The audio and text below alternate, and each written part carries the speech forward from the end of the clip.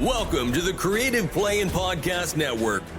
Join us as we share our favorite RPGs, one-shot games, tabletop games, reviews, and convention panels. Sit back and enjoy the show.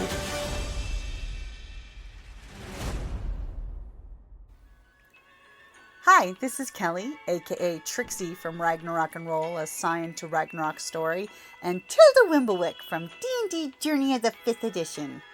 First off, I would just like to say thank you to everyone for listening to our varied adventures, as well as for rating us on iTunes and RPGpodcast.com.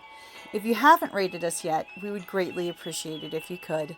And if you're looking for more ways to support our efforts, we are now on Patreon, a great site where you can help us continue making more podcasts, as well as some special surprises for our patrons. If you can, please look us up at www.patreon.com/cppn. Every little bit helps. And again, thank you for listening. Let's do it. Happy Sunday, y'all. Is everybody having a good TusCon so far? Yeah. I like the enthusiasm for this side. From the people who are breathing. Before we get started, this is, by the way, the Indie Author Insight panel. How many of y'all are indie authors yourselves? Most of you, hooray. So I'm going to have some questions for our panelists here, but then I'm going to open up the floor to all of you so you guys can ask any questions that you have. So to start us off, let's introduce ourselves. We'll start on the end with you, Mona. Yeah, hi, I'm Mona Ventress. I am a spicy book author. I have 4 books out in my series, Lover of Mythic Proportions, which follows the same main character in her interactions with all of these gods and mythological creatures. We've been publishing since 2022. Wordsmith Industries is the name of my company, which I share with my business partner back there. Whoop, whoop, Susie. And yeah, it has been a learning event type of a thing. So happy to share whatever I can to help. Thomas Watson. I write mostly science fiction and fantasy, although I stray into other realms on a more regular basis as each year goes by. I've been doing the indie self-published thing since 2012, so I've got 17 books out there, most of them set in one science fiction universe. Been around for a little bit and finding it an interesting and enlightening experience. Cool. Yeah, I'm Brent Miller. I also started in 2012, so I published my first book when I was 16 through, it was a hybrid press, so I have some experience on that front. And then when I graduated from college is really when I picked up with my new series. So I have Cursed, which has 4 main books and then a bunch of like novellas, and then I have Powerless. So I'm at 14 books myself, and like others have said, I've learned quite a bit, and a lot of it the hard way. So I've actually been on a couple panels at like TusCon Comic-Con around the same topic, and I just think it's something that is really important to be able to answer these questions, because it really could have helped me when I was 16, right? So, yeah. Would have helped me when I was 40. That's the other thing. Like, the age that we start doesn't matter, right? It's just we were all coming in as a new field with knowledge that you're not going to have it just because you got older, right? Yeah, and the industry is constantly changing, so there's Exactly. always something new to learn. I'm Beth Dolgner. I write paranormal cozy mysteries and romantic urban fantasy. My current series is the Nightmare, Arizona Paranormal Cozy Mysteries. Picture a tacky, touristy Wild West town like Tombstone, but with a secret supernatural community. So my first question for our authors is, we were just talking about the learning curve and how difficult it can be to be an indie author. So why did you choose being indie over traditional publishing? That's a really good question. So one of my big problems with the current, I think it's not the big 5 anymore, isn't it like the big 8 or big 10 publishing companies I can't keep track. That control what we read and stuff like that, is that they tend to just want to write the same carbon copy things unless it's like something really unique and really different. There are instances where they will actually buy manuscripts from people and actually not publish them because it will be in direct competition with something they have planned to publish. And all of that is just like really icky business practices to me. So I was like, I'd rather be free of that. I'd rather have complete creative control over what art goes in it, what content I put in it, and so it can be truly mine. And that was really the thing that made it different. Also, I am anti-capitalist as hell. So DIY. Very yeah, exactly. Go ahead. The short, flippant answer would be abject failure. I've been writing in some capacity since, as far as I can remember back. I was raised by a family that considered literacy almost a religion. So writing and doing things with words and reading books has always been in my background. I spent a lot of the 80s writing nonfiction articles, freelance journalistic type things. I got serious about fiction in the 90s and couldn't sell a short story or novel to save myself. The frustrating thing was that the editors were coming back and saying, this is pretty good stuff. But the marketing department said, no, there's no market for this. Now, there are various definitions floated about writing to market. To me, it's choosing to write something because you think it's going to sell. I have stories I got to tell, and I've got to write them whether I know they're going to sell or not. And that does not jive with traditional publishing at all these days. So I'd given up writing for several years, which really messed with my head. And then somebody introduced me to the concept of self-publishing direct to ebooks through Amazon, that sort of thing. It was like somebody threw me a life preserver. And I hit the ground running. I've been going ever since. Yeah, I was basically going to say the same first sentence. I mean, I would be lying if I sat up here and told you that I started self-publishing because I thought that was the right way to go, right? So I started with Cursed in 2019, and I pitched to countless agents and publishers and different traditional routes, and to a slew of rejection. And that said, for a long time I thought that reflected on the quality of my work. It doesn't necessarily. It reflects on marketability. People weren't, publishers were saying werewolves were oversaturated, which firsthand I feel like I have experienced the falsehood of that statement.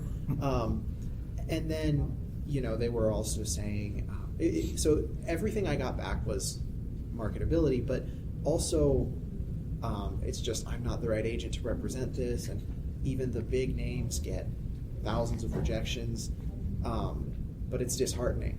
So I gave up because I couldn't take the rejection anymore. But then what happened is, over the years, I learned that this is where I want to be.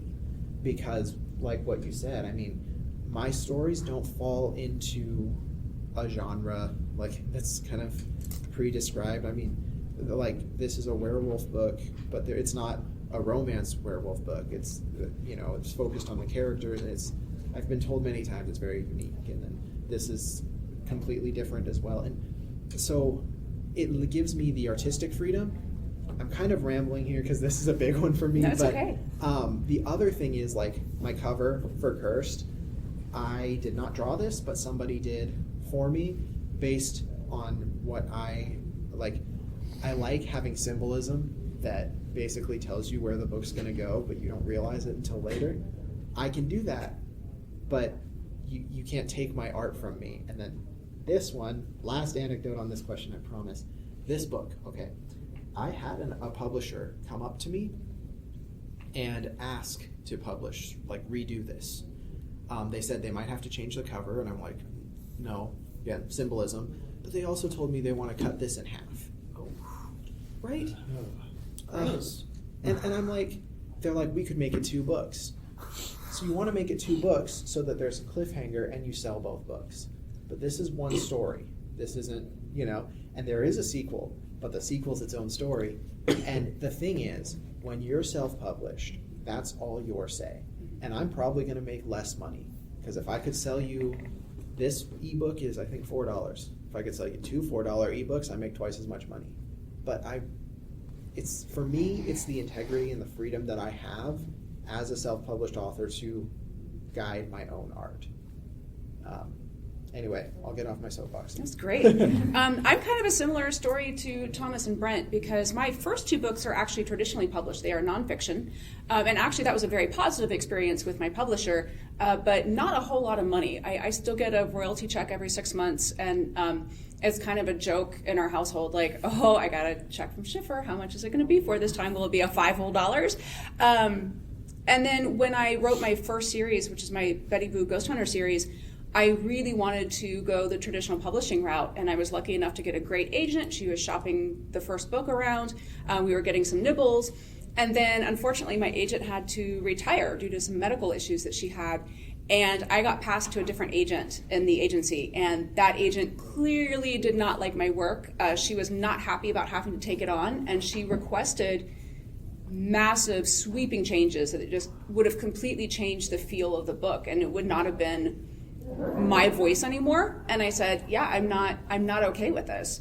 And so she and I parted ways, and I had two choices: to either publish it on my own or to start over again trying to find a new agent who believed in my work. And I took the leap and went the indie publishing route, and zero regrets. I love the creative control. I love being able to publish on my schedule, and I love being able to publish what I know my readers are looking for. I think that gives me a better relationship with my readers, and it also just gives me joy to be so involved in the process. But as one, we have all said that we appreciate that control, that we like having our fingers in every aspect of the publishing process.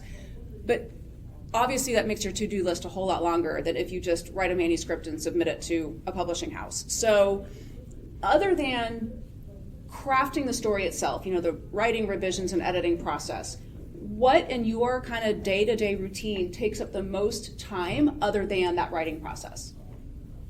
Marketing. That's Definitely marketing, yeah. We've just started really going hard on marketing through our social media. So before that, I would say it's just been the most time-consuming thing for me has just been formatting.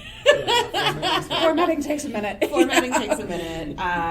You want to make it good. You want to make it look right. There's that whole thing about orphan sentences, like when your chapter ends and there's just one line. So then you have to go back and figure out how to drop things and space things to make sure that's not happening. Making sure that there's page numbers on the chapter start, or not page numbers on the start of the chapter, but then page numbers, and that they're showing up on the right page on the right side. Yeah. First time I did that, I almost quit publishing in paperback. Because it's not such a big deal with ebooks, because the reader's going to change things for you. But man, formatting, I can't afford to hire anybody to do it yet, but boy, I'm looking forward to being able to do that. I mean, I created a template. If you just want a template. I've started using Atticus, and it's made it a lot easier.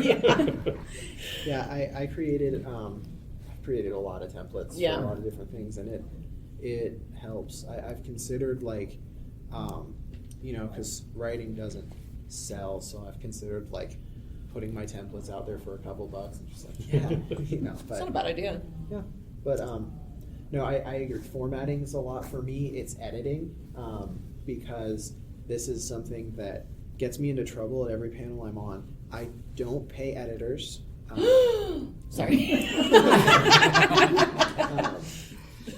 I know. We're about to throw hands. The thing is, and I could go down a rabbit hole. I won't. But feel free to ask questions if you want more. I don't think editing is as essential as everybody else thinks it is. If you do a good job, right? Now I've been blessed. My family is incredible, so I have some of the best content editors and proofreaders in my family who will read for me. But the fact of the matter is, if I paid somebody $3,000 every book, I don't have the funds for that, and I don't have. They could go somewhere else.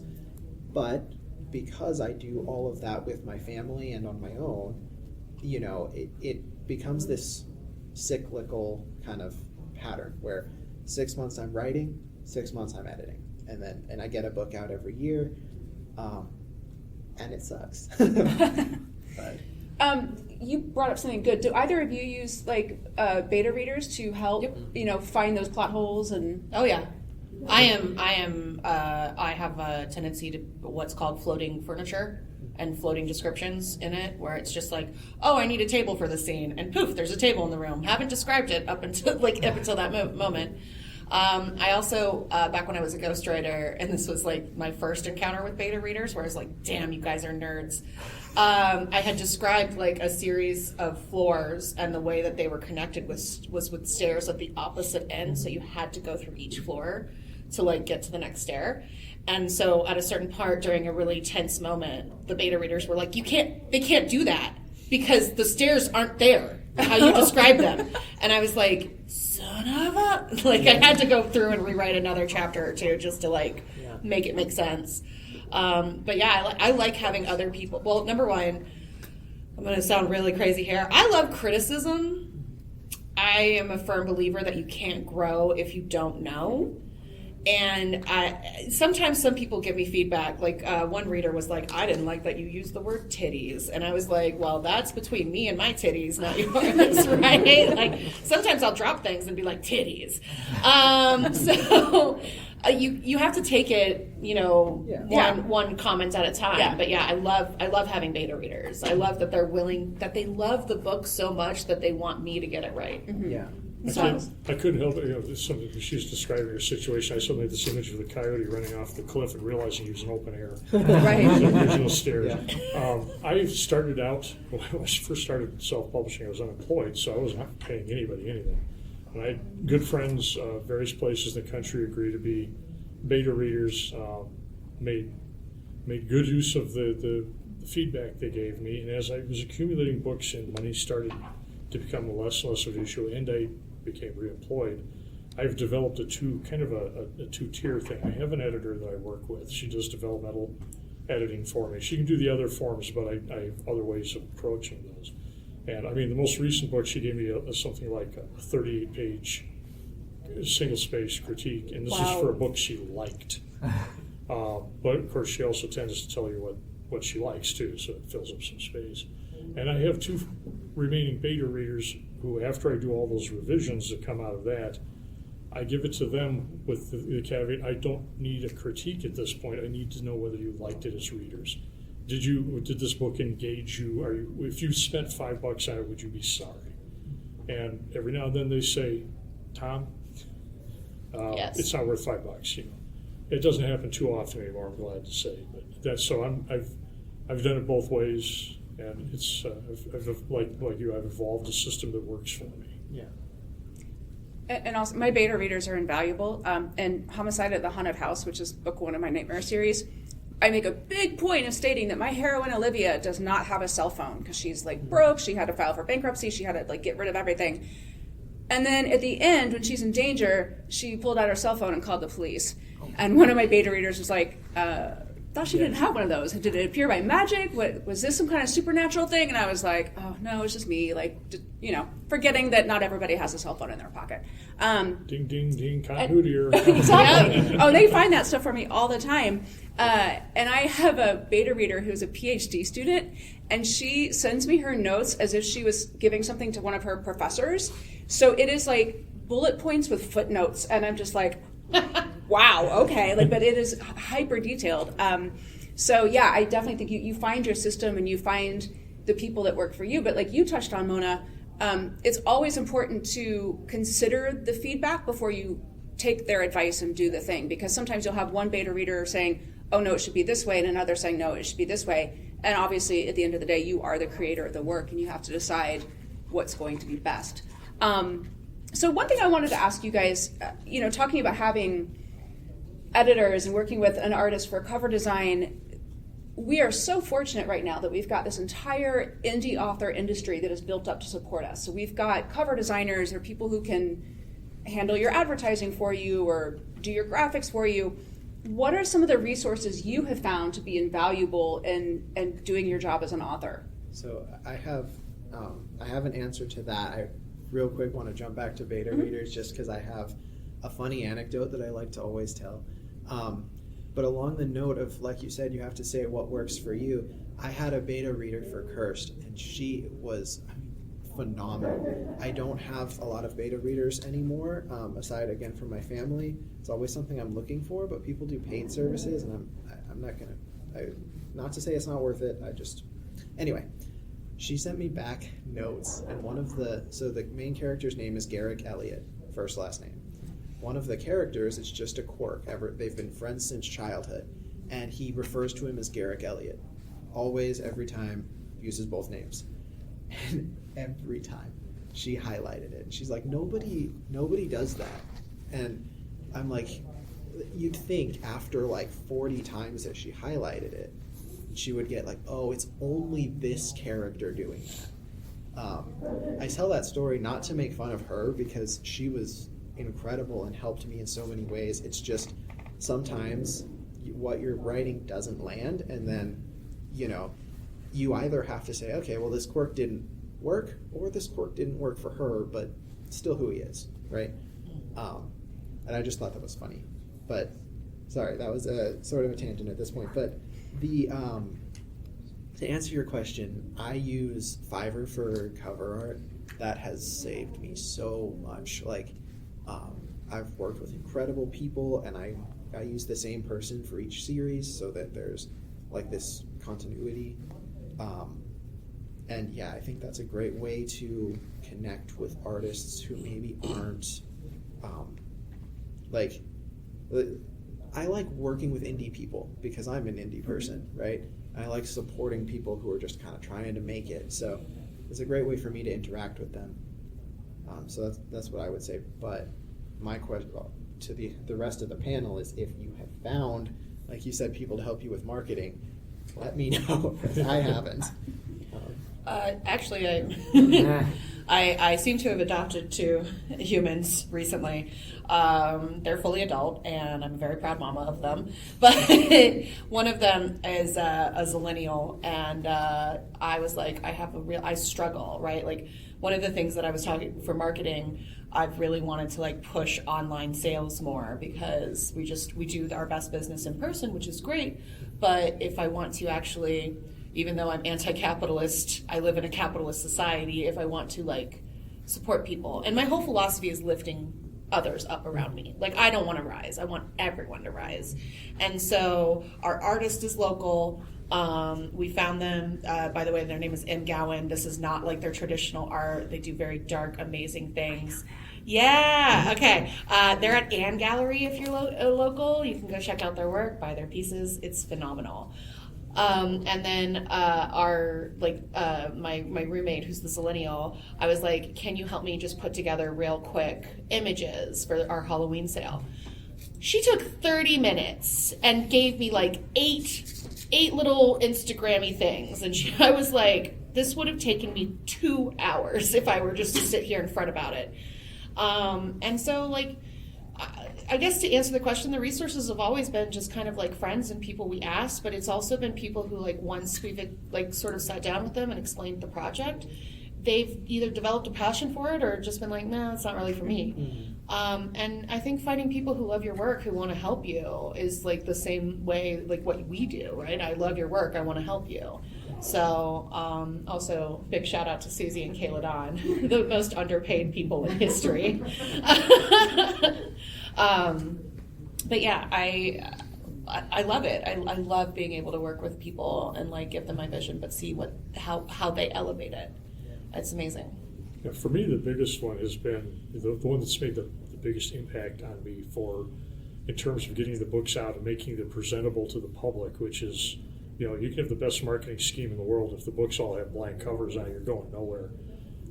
I started out making my own covers because, again, I was unemployed. I couldn't afford to do it. And they were okay. They did the job.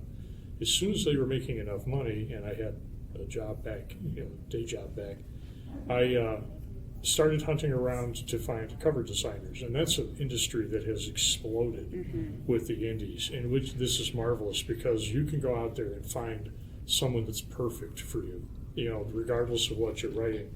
And I did that. I got very lucky. An outfit called Fiona J Media, and if you've gone into mostly books and looked at look for Thomas Watson, you see the cover art on those books.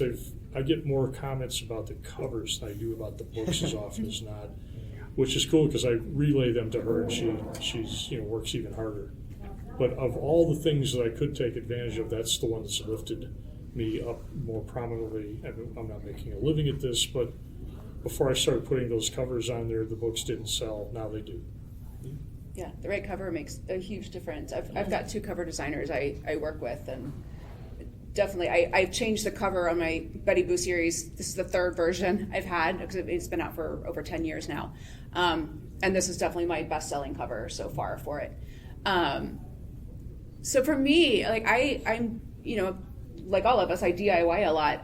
The thing that has been saving me for formatting is Atticus, which is it costs like $100 and it's a lifetime subscription to the software. I haven't cried yet formatting a book with Atticus, and that says a lot about how intuitive it is to use, because usually with formatting I wind up having to rage quit for a little while and then come back to it.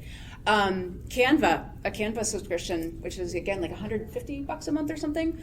Not a month, I'm sorry, a year. Big difference in budgeting. Canva's changed its prices since last I time. use Canva all the time for social media posts, for marketing graphics for my books. It's just so much easier for me to use than something like Photoshop, which is a lot more expensive. So Canva has been great for me. And then also, I recommend, if you already have kind of like your writer group who you can go to with questions and looking for advice, congratulations, because it can be hard to find your tribe of other authors.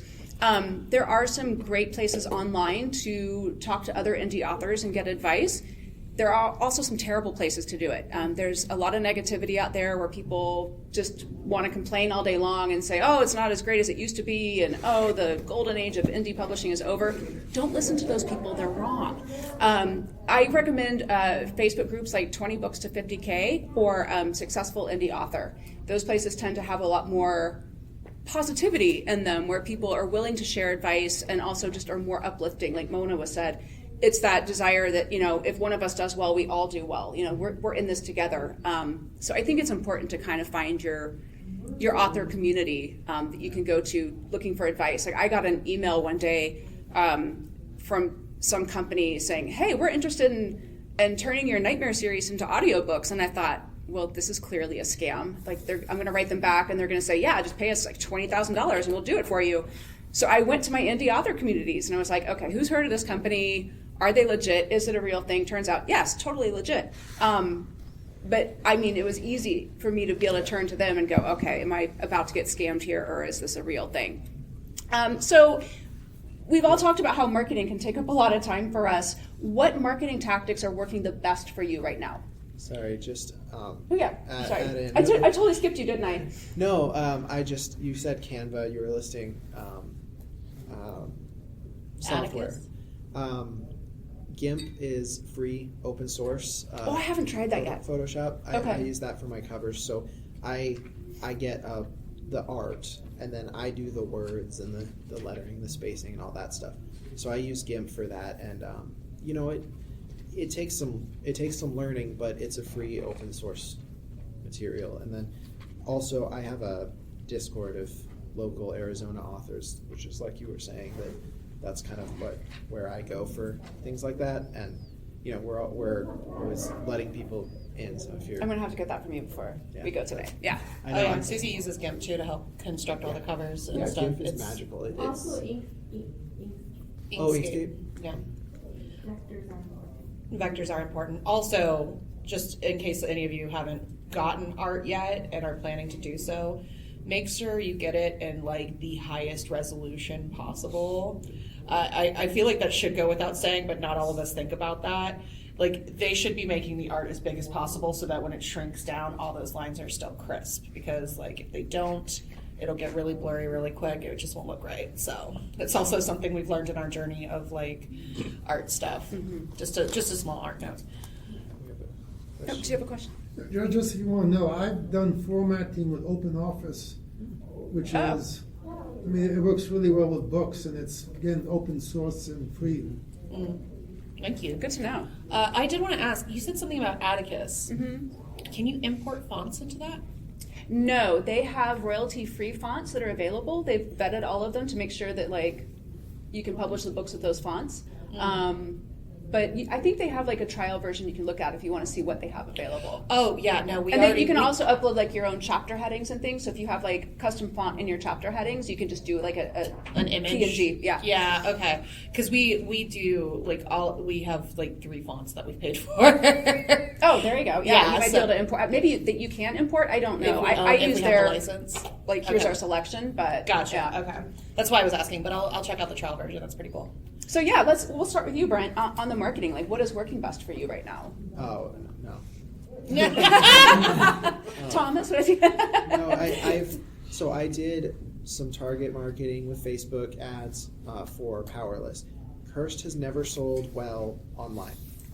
Powerless, you have to find your audience, and so I use like Divergent meets My Hero is kind of how I describe it. I look up, I target fans of the Hunger Games and Divergent, other dystopia series, and then anime, and that one, for the first time ever with an online ad, made me more money than I put into the ad.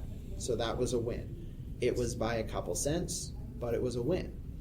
Then the sequel came out, and I was thinking, oh, now, let's keep pushing Powerless. Nobody bought it. And all of a sudden, Cursed is like selling like crazy. I have no idea why, what I'm doing right or wrong.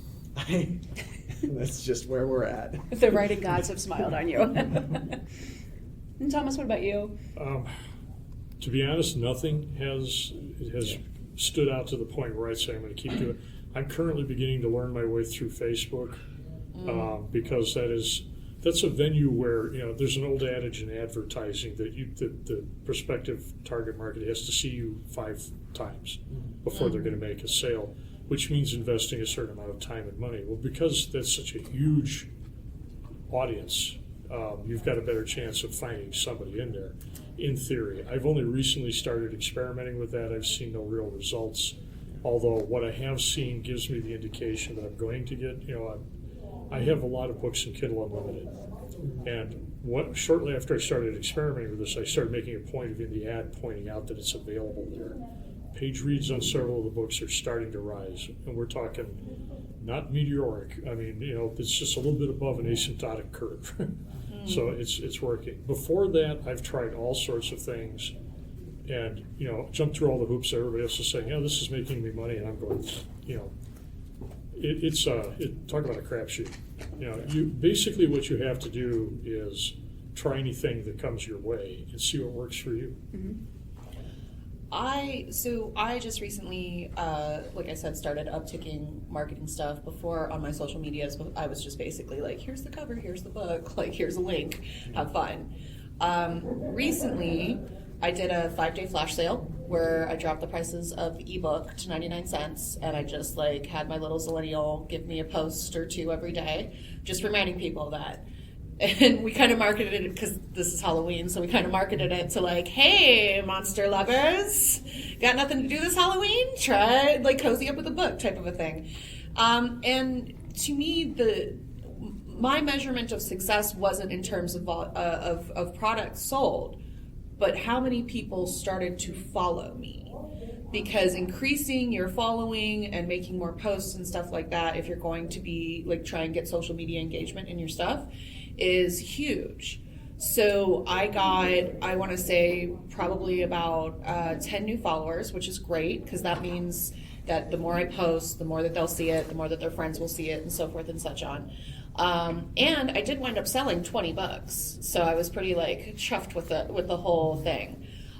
Plus, it helped me just like lower my expectations. And I feel like I'm I'm doing experimental things, right? So like Christmas is coming, I'm planning on doing another kind of like pre-Christmas sale for the actual physical book. I'm going to drop the prices down on Amazon and be like, hey, do you know somebody who's a kinky little freak? Buy my books. Give it to them. Be their best friend.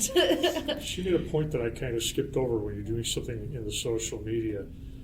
If you're not selling books, you're not seeing the pages read, but your followers are increasing. That's a big win because those are the people you're going to cycle the ad through 4 or 5 times till somebody says, I was going to buy that. I remember that. I was going to buy it. So I didn't mention it, but she nailed it. That's exactly right. If you're advertising in those kind of venues, look for that following to increase, because those are your people. Those are the ones you're trying to sell the books to. Yeah, the value that social media adds, it's work, and it's putting yourself out there. And a lot of times it's grueling. It can be a time slog, but I think you have to consider, before you dive into any or all of the social media outlets, where are your readers? Right. What kind of is your target market? What's their age group? What social media platforms are they hanging out on? The vast majority of my readers are Facebook users, so that's where I spend most of my time, is on my Facebook page. I don't have a TikTok. I don't do that because a lot of my readers are not on TikTok, so it's just not worth my time. Whereas mine are on Instagram, and I get ones on TikTok. Right. Like I'm hitting the younger generation. I was to say, whereas my reader, my demographic tends to skew a little bit older. So I think the genre that you're writing and your target audience will definitely make a difference in your marketing tactics. The one thing I advise every single author to have is an author newsletter. Partly because if you have a Facebook page, that's great, and you have followers on there. But if for some reason Facebook decides to shut you down, or somebody hacks your account, you lose access to all of those people. Whereas if you have a newsletter, you own that email list. You can contact those people anytime you want. Right. I don't recommend doing it all the time. Have a regular schedule. I send mine every 2 weeks, or sometimes like if I have a new release or if there's a special promotion I'm participating in, then I'll send an extra edition. But my newsletter, I can see the difference it makes when I'm having a sale or when I have a new book out. The day that my newsletter sends, my sales and page reads on Kindle Unlimited go up. I mean, my dedicated readers are there following along to see what's happening. And I love getting responses when readers, write back and comment on something that I've said or give me feedback. I mean, that's, again, building a relationship with your readers it's the best feeling. It's like you have this like great big extended family. So I want, just out of curiosity, go ahead. I had a follow-up question for you. For your newsletter, because this is something that we've struggled with trying to figure out, what sort of information do you put in there? What I'm up to, like where I'm at in the writing process, or I'll talk about like Halloween. I had a whole thing about how Halloween is my favorite holiday, and no surprise there to anybody. I also will do a lot of swaps with other authors in my genre. So, hey, go check out this person's book. It's on sale this week for 99 cents. And then that author will do the same for me. And newsletter swaps has been really phenomenal for me. Yeah. And I've gotten into a lot of group promotions with authors in my genre. We promote that in each other's newsletters. And that's invaluable for me. Yeah. And BookFunnel is the best place to go and find those swaps. Thank you. I haven't done anything like that because for me, this is what makes it hard, is that I'm kind of a unique case, I think, in that I don't read. So I never learned how. Sorry. I'm sorry. Joking. Which makes the fact that he writes books. I know, amazing. Wonderkind. But I'm not going to swap newsletters and pitch somebody's book if I don't believe in it. So that makes it hard, because I can't rightly tell my readers, like, hey, this is a good book, right? I don't know. No, that's a good point. You build trust with your readership, and you want to, when you make a recommendation, to be like, well, I know this author's work. I know that I can recommend it. Yeah. But my newsletter is mostly just heartfelt gratitude. I'm like, hey, here's where I'm at with Faultless. These are the cons I'm going to. Thank you for being with me. And it's, and it's genuine every time, because it's like, that's something that I never want to lose. And at first I was thinking, I'm like, I have to stay professional, right? But why? That's the beauty of being indie. I'm not professional. I get to update you. I get to talk to you. And I never want to be the famous author who gets mad at his fans. If my fans are asking me when the next book comes out, it's not, well, you keep asking me and I'll kill this character.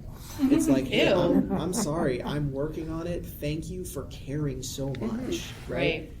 That human touch is essential. And if you fake it, in your newsletters, it doesn't work. It's not this oh, let me sell books this way. But for me, it's just a way to remember, these are people, and those readers are the reason that I get to sit up here, right? I'm not I'm not financially successful, but who cares? Because if one person reads this book and it changes their life, that's the reason I do this. So yeah, I make sure to remind them of that, like every month. I consider it a huge privilege to be a storyteller. Exactly. And I am so grateful for the people who let me tell my stories to them. So yeah. We'll go ahead and open it up. Do any of you have questions? Yes, I saw you. So X has a pretty good author presence on it. Do any of you use X or go to X? No. I used to, but again, I have just found that where I was getting all the engagement was on Facebook, and so making posts on there just kind of became like talking to an empty room, and so I just I had to start paring down. I do Facebook, and I do a little bit of Instagram, but it's Facebook is definitely the place for I me. had What about exactly you? the same experience with X back when it was Twitter. It just, I posted on a regular basis. I had and it, after a while I said, I'm not sure this is working, so I just stopped, and nothing changed. But if I ramped up my presence on Facebook, I started getting results. So, I walked away from the one venue in order to focus on the other. Yeah. Whereas I know some authors who do great on X Well, and get a lot of engagement. I'm getting, I'm closing in on 3,000 followers, and I'm getting reposts coming off of my websites of book covers and blurbs and all that. People are doing that, so I'm picking up stuff on there. Yeah, that's If fantastic. it's working for you, great. Yeah. I just refuse to give Elon Musk any of my time. And that includes any Oh, of I his. gave up long before. I mean, like, of course, but like, as soon as he bought Twitter, I was like, wait for it and delete the account. Yeah, I mean, because as soon as he bought it, I was like, okay, hold on, make an account. oh wow, okay. I love Elon Musk. Do you get a lot of like interaction with people on there? I okay. It's about where we put our time. I don't ever want to say I don't have time to do something, but I have a full-time job. I write and I edit. My social media presence has suffered dramatically. I don't post regularly on anything. I would like to start, but it's the question. It's a time is, commitment. Yeah. Yeah. So do I make 3 posts today, or do I edit a chapter? And for me, it's about telling the story. And right now, because of that approach, just to be transparent, like you talk about Kindle Unlimited reads, I freak out if I see 5 pages read. Like I look at my account for the past year, it has been like flat, and then somebody bought 1 book. And I sell more in person, but even so, I mean, this is not a financial gain for me at this point. And I'm sure it would be if I managed to go reach out more, but I'm so attached to telling the stories that I'm like, I'm not going to pull myself away from this for anything. Yeah, And your books will always be there. So if in the Right. future you have time to promote, Right. then Or if I they're still there waiting to be promoted. Right. That's the beauty of it. I admire your integrity. I Keep had priorities. an acquaintance that was, berating me for. I don't have a newsletter currently. The one I tried was a disaster. I had diminishing returns almost from the beginning, and so I never went back and re-examined the concept and started working on it again. And somebody was giving me some grief a while ago about the lack of promotional effort that I'm putting into it. He said, "How are you going to make any money at this?" I said, "Well, I didn't go into it thinking I was going to make money. I did not raise that expectation." So the fact that I'm breaking even more often than not, in fact, this year will be the first year in 10 that I have not broken even, pleases me no end, because it leaves me free to do. And the way I answered him essentially is, I'm a storyteller, not an entrepreneur. yes. That's the choice I made. I'm here to write and tell the stories, and I consider it a privilege that people are willing to pay money to read them, Yes. because they're doing it in sufficient quantities that I can pay my editor and I can pay my cover designer, and it's not coming out of my limited retirement income. And that's the thing. I dream. I mean, we all do, right? I dream of this being my full-time career, of course, but I will never do that at the expense of the story. And I'm not saying anybody on this panel is saying they would, but marketing is an essential part of doing this for a living. The fact that I don't do it well is not something that I hope any of you take away and say, oh, well, Brent thinks that I don't need to market. It's just the fact that, like, I'm almost resigned to the thought of, this is going to sound really arrogant, and I don't mean for it to, but like in Powerless, I talk about some themes that I think are very important and like need to be addressed. You know, it's kind of it's a thinly veiled entire dissertation about what's wrong with the government. That's what most dystopia is, right? And I've kind of gotten to this thing of like, well, if I can get a bunch of books out while I'm alive, and then somebody in the distant future is reading it, then I've left something here when I'm gone. I would love for the marketing to take off, but I just need to pay somebody to do it. That's where I'm at. But I think that the reason I'm publishing these books is because I believe these stories are worth telling and that they leave something valuable to this world. And I'm honored at the few people who agree so far, and you know, I hope that one day it's more, but I just struggle with the market. It's, again, not that you shouldn't. Yeah. Oh, I know we have a question here that he already had his hand up, but then we'll get to you next. What was your question? Yeah. Do you use like a print-on-demand service like Amazon's CreateSpace, or do you hire a separate, like a professional printer who like send you a box of books? I use Kindle Direct Publishing. Me too. Partly because all of my books are in Kindle Unlimited. It's easiest for me to have it all in one place. But for the paper books? Yep, they do paperbacks as well. So paper now? Yeah. So the thing is that to do it outside of Kindle or even on Ingram, you need to have your own ISBN. And each version of the book has to have an ISBN. Your paperback has to have an ISBN. The ebook has to have an ISBN, its own unique ISBN. The hardcover has to have an ISBN. If you ever bundle books together, that has to have its own ISBN. Special edition? Special editions have ISBNs. Every time you basically change the book, you're going to wind up getting a new ISBN, and those can be really cost prohibitive. They do sell them in bulk. You could get like 1,500 of them. I think it's like something like $800 for, like, if you go that high, and not everybody has that much to spend. And then I think at the lowest, if you were just to buy one, it's like $80. You can get a 100 bundle too. Oh, you can, ISBNs. Yeah, that's what I did. And that's pretty reasonable. Yeah, it is. But you save a lot of money getting them in bulk versus individual. Yeah. We have been looking at going into Ingram because I'm about to finish the 5th book in my series, and this is a really good time for us to like try and bundle it together for the first omnibus book. And we really want to do something special. And the limitations of Kindle Direct Publishing is that they can't do very special things. Like they can't do different colored ink very well. But it got us out there to get you started. That's right. But it is a great and wonderful tool to get you out there and get you started. You don't have to worry about those things. You can order them from Amazon. Depending on how many you order, it takes about 2 to 3 weeks to get to you. Do you all use Kindle Direct? Yes. No. Actually, I did one book in both Ingram and in Kindle, just to compare. Mm-hmm. And Ingram has made it a lot easier. Yeah. Because of the demand that their they were prices, so clunky, it was tough to get through. Mm-hmm. Kindle, I had problems with Kindle, so I'm back to Ingram. I hear that, and I mean, like, Kindle's really a fun process to navigate when you're just setting and I know up some your people who swear by Kindle, so yeah. And I think we're gonna get this gentleman back here, and then we will get your question. What was your question? As far as online sales, have you found any success with any venues besides Amazon or Barnes and Noble? So I'm actually in the process of updating my website to make direct sales easier, because that is really a growing trend in the indie author community, is to sell directly from your website.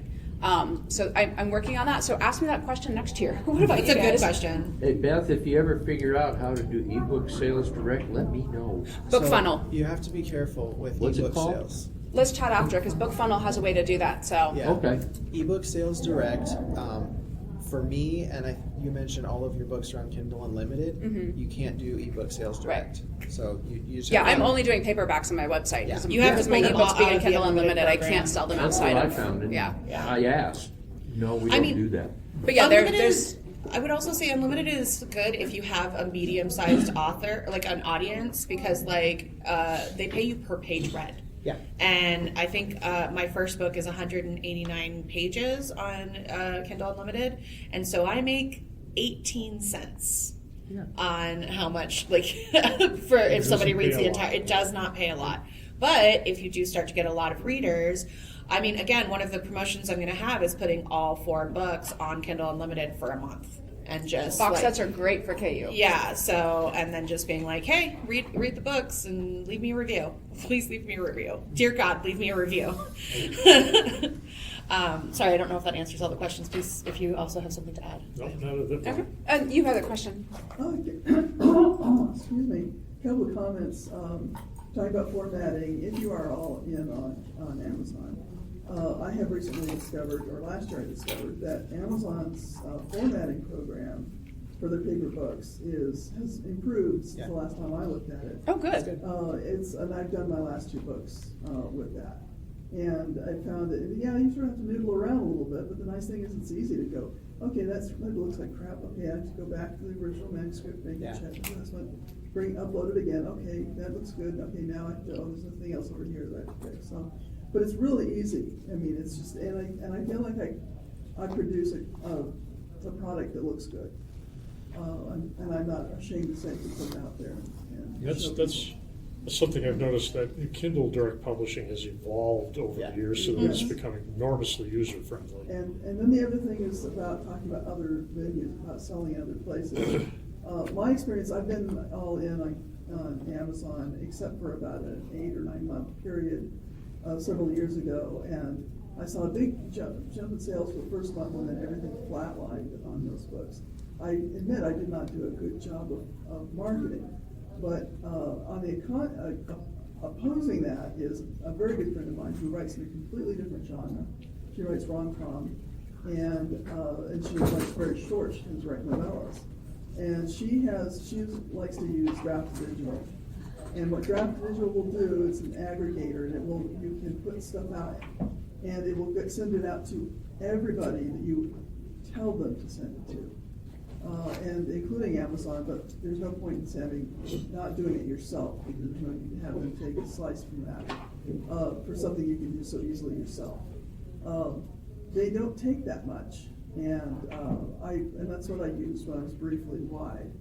But they also have an agreement with Ingram, and apparently you can go through Draft to Digital to do your print books as well, and get it out with Ingram. And I don't know what their ISBN philosophy is. It may or may not be free. Ingram? No, Oh, Draft sorry. Digital. Okay. For Draft to Digital. ebooks, at least, it's free. I don't know about paperback. Okay, but I know that it's free. So you get an Amazon assigned ISBN if you when you're doing your print book through Amazon. So that's just some additional information for those. Yeah, if you're planning to go wide with ebooks, you can't go wrong using Draft to Digital. They're very user friendly, and they'll cover. I mean, if there's a market they haven't found to hook up with, it doesn't exist yet. There was one other thing I wanted to Huge mention. list. Is that my friend who is wide, and she has said that it takes a long time to find your market outside of Amazon. She said it's taken her years to build up her sales through the other venues, but she's really happy now because less than 50% of her income comes from Amazon now, which is significantly, that's a huge deal because Amazon is the big dog. They operate Kindle at a loss. They do. It's sort of part of Amazon's marketing right now to try and drive other booksellers out of business. So it feels really gross to have to be involved with them, but as indie book publishers, you can't get around it. It sucks. One day I hope to defeat them.